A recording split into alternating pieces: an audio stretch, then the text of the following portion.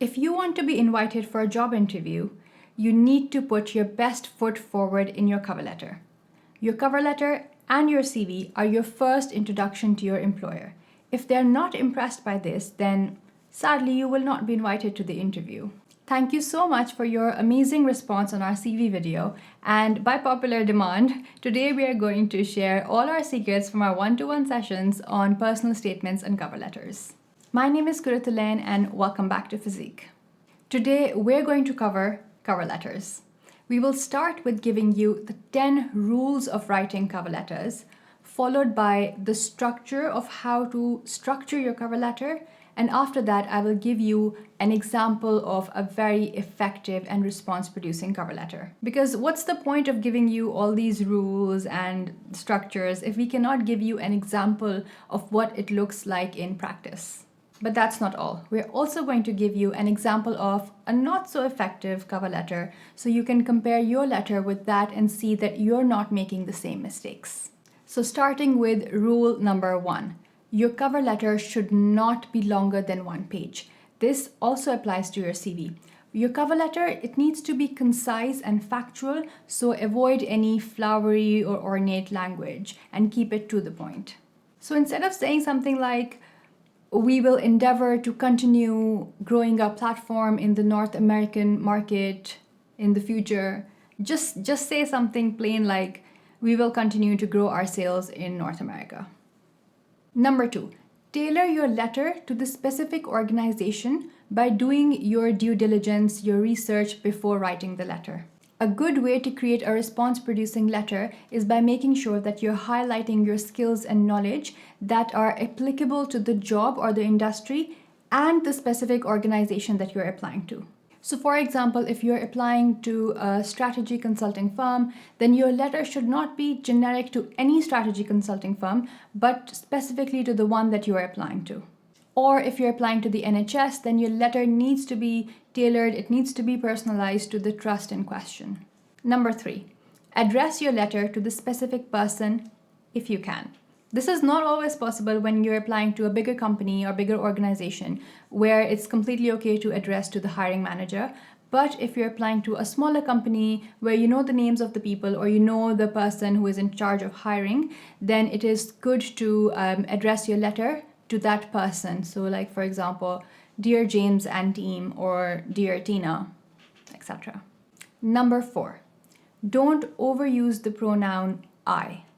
I understand that this is difficult when you're writing in first person, but when you start too many sentences with "I did this, I did that, I studied here, I'm working here," it becomes very repetitive and very boring, and also highlights your lack of writing skills.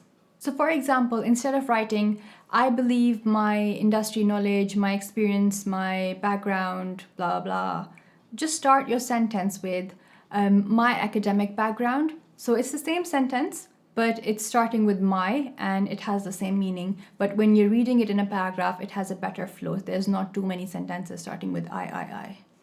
Number 5, give examples of your skills and your qualifications. You enlist a lot of things in your CV. Your cover letter is your chance to prove all of that with relevant examples. So for example, if you're a physio or you're someone skilled in strength and conditioning, you can give an example of how you run a weekly exercise class for people with moderate osteoarthritis. Number 6, your cover letter is actually a marketing tool. If you think about it, it is basically a sales pitch for your professional avatar. So in this document, you want to use a lot of action words. Welcome to my grammar class. Action words are words describing action. So for example, walking, running, sitting. But in the context of a cover letter, you want to use action words that are explaining leadership, communication, and organizational skills, etc. So words like achieved, presented, led, collaborated, contributed, executed, devised, implemented, published, presented. I hope you get the gist. Now, moving on to number 7. Create links. Go through your job description thoroughly and identify the skills and the attributes that are required for that job role, and then draw connections of those skills to your credentials. For example, if you're applying for the role of a team leader, then you need to highlight your credentials that involve managing people or highlight your leadership skills.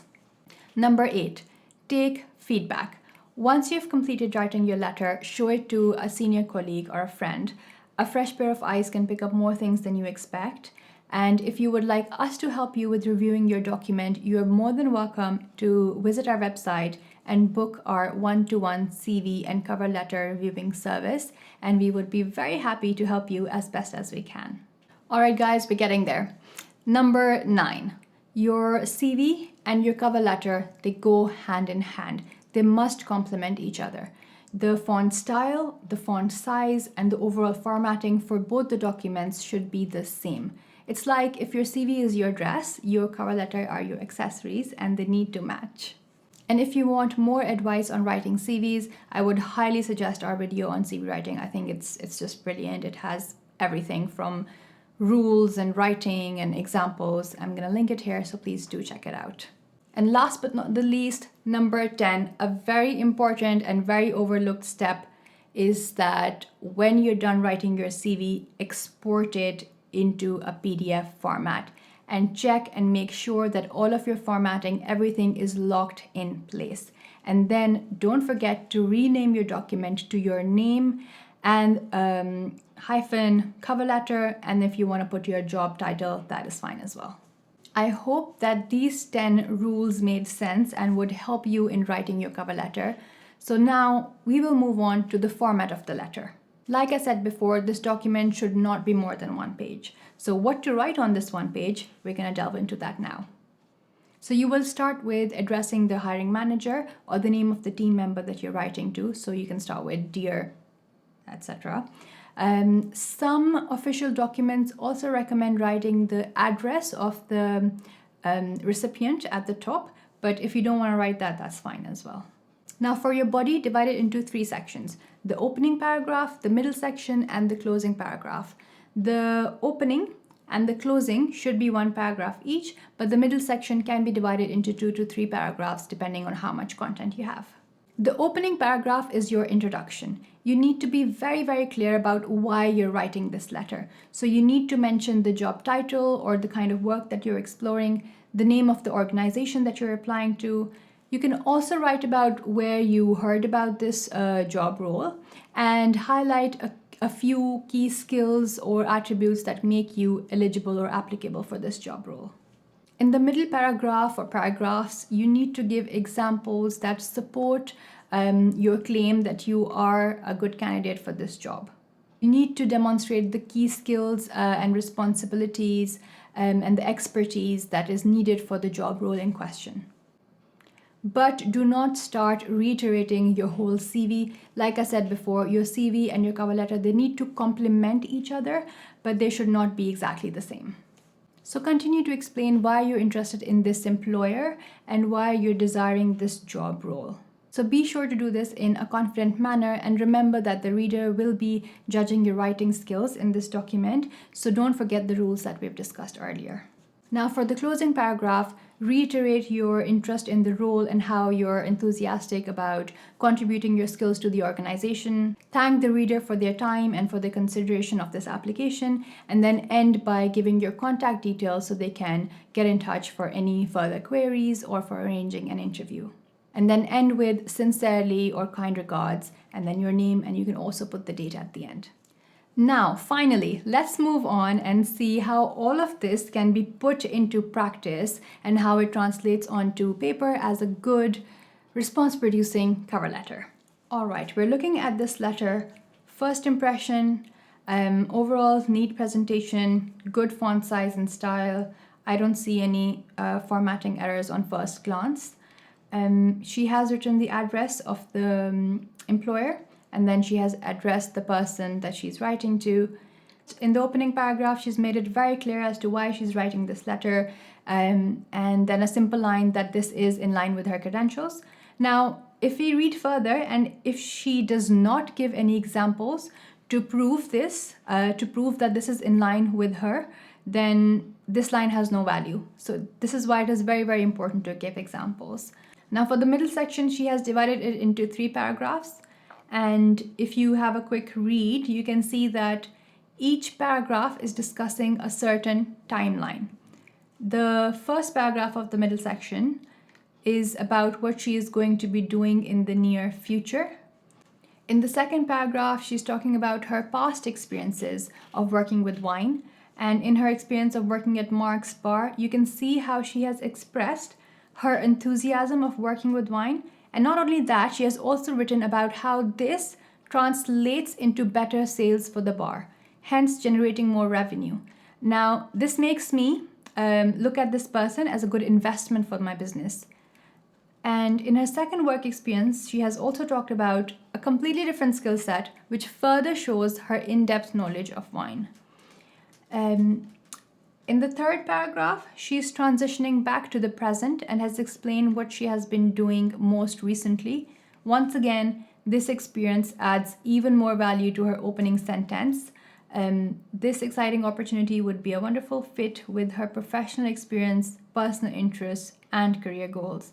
And through this letter, she has very beautifully proved that. And for closing, she has closed with standard closing remarks and signed off.